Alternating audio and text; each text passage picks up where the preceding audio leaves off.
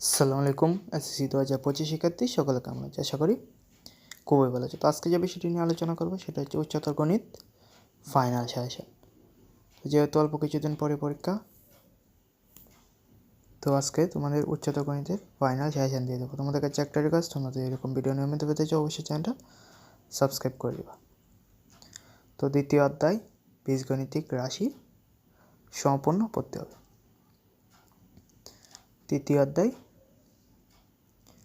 জ্যামিতি সম্পূর্ণ পড়তে হবে এবং সূচকীয় ও লগারিদম ফাংশন।